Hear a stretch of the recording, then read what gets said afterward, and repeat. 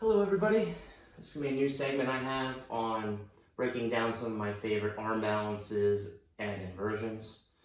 So we're going to start out with usually everybody's first arm balance, crow pose. So if you're new to this, you're going to probably need 2 blocks. If you don't have 2 blocks, a couple books, about that high, maybe a little higher depending on if you have long arms or not.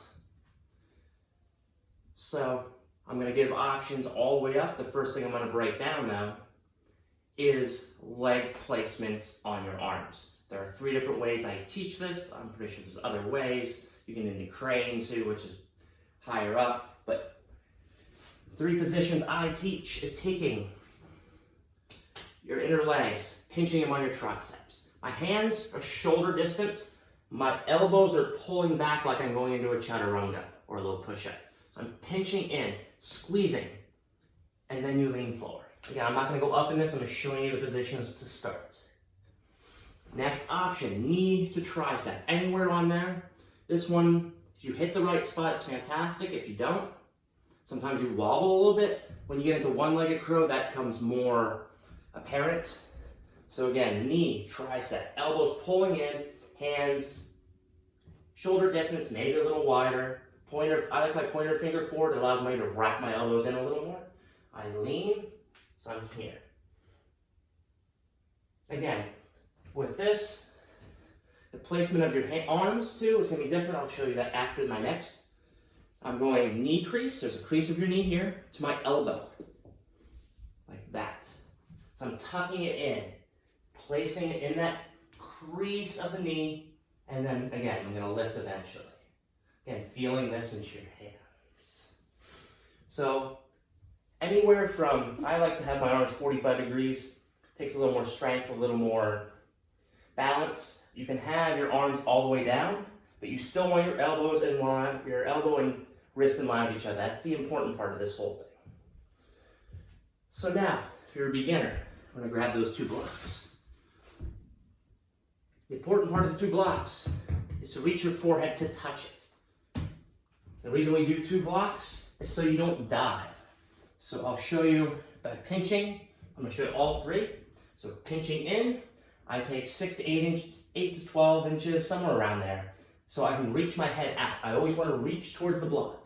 There, now I'm on the block. I have 3 places on the ground. Maybe lift one toe and then the other. Then from here, maybe you lift the head, set it down, lift, down. Again, same thing with here. I reach, I set, I lift the toes, maybe lift the head. Again, it is there for you to land on. Another option too is get your hips a little higher, make it a little easier before you get off the ground. I like to use 1 block, but if you want, you can use 2. I place my feet on the block and come into this little low squat. Get any variation of this. So again here, I lean. My hands maybe 1.5 feet out. I lean until I come light on the block. Then I just lift my toes barely off the block. Again, I'm still grounded back so I can fall back on the block. Again, lean, maybe barely lift. Maybe lift all the way up. And then come back down. Now if you're going right for the regular crow pose, again, it's about keeping the chest lifted. We want to keep the chest lifted here. We don't want to crouch down. This is why we don't use 1 block in front of us instead of 2. Because if you're using 1 block, I know I'm a little all over the place today, but hey, every day is a different day. So if you're using 1 block and you try to use it, so instead of being up here and trying to balance, you're down here already. So I really have to use my butt to lift my head, and hopefully I catch the balance and don't go like this and slam my head back down. It's a lot harder to do that than if it's here and then lift, here and then lift. I'll use these for a more advanced version in a little bit. Regular crow pose. Again, it's keeping the heart lifting. I'll show you my favorite first. All of them are basically the same. I come in, I lean, maybe 1 toe up, maybe both. Again, I want my big toes together, heels lifting up. I'm looking forward, not down. Keeping the balance in my hands, counterbalance with my body, and down. Big things. Hands balance and your body counterbalances. So if you lean forward, your butt will lift. If you don't lean far enough forward, your butt will keep you grounded back. If you lean too far forward, you might land on your face. That's why the blocks are handy. If you have trust issue with the ground, pillows, blankets, perfectly fine. Again, regular crow. This is what most people do, the knees to triceps. I'm leaning, lifting, big toes together. This is more of a compact one. Here, lean, lift. Here's something else to play with too. If you're afraid of falling or you don't want to use the blocks, just come in this position, keep your hands out in front of you, and just lean into your hands and lift the toes. Boom. Lean, lift. Boom. Lift. Maybe you hit it for a second and then down. So, okay, you're like, oh, that's easy, I got that. Okay, here's some other options with blocks. And then I'm going to give you an exercise that I work on a lot for my hand balancing. Blocks, I like to hold the blocks like this. If you can't, hold it like this. As long as your hand's on the block and you can feel the block. From here, any crow pose variation of legs. What I'm going to do is I'm going to lean, feel the balance. First, feel my knees on my triceps or knees on my elbows, and one lift. Again, I'm leaning forward, using my hands for balance, and then set it down. Yeah, that's just a fun variation there. This one's a little more advanced and a lot more fun. 2 blocks, one hand, other hand on the floor. The knee on the tricep on the blocks here is going to go up first. So this leg will go up first, then the hand on the ground leg. Because this gets me grounded here. So again, I come into it, I lift my upper leg. I keep leaning forward, I lift my lower leg.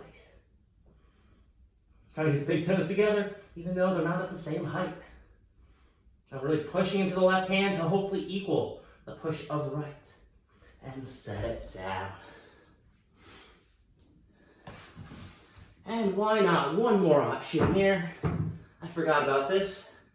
Is both hands, one block. This is more dangerous, so if you have a good crow pose, give it a try. Make sure there's nothing in front of you. I'm grabbing the blocks like this. I'm gripping. I'm leaning. And hopefully lifting. Finding the balance.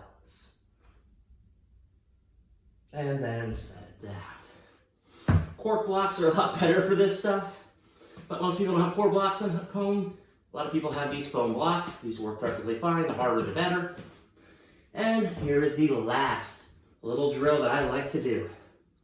So you're like, this is all easy. I got all this. So let's play around with our balance in our crow pose. Show you from behind. We come into crow pose. Any variation. Knees in, lift. Maybe take the left knee to your center and then to the right. Set it back down. Right knee in, all the way over. Back. Maybe you lean forward and back, side to side. Take the legs wide and back up. Wide and back up. Find that balance. I wobble a little bit and then down. Again, having fun is very important with your arm balances. The more you have fun with it, the less likelihood you're going to be frustrated with it. Because it does get frustrating after a while if you don't hit it, but like everything in yoga, it takes time and practice. Especially with arm balances, inversions, they are very skill-based. So it takes a little longer to learn them.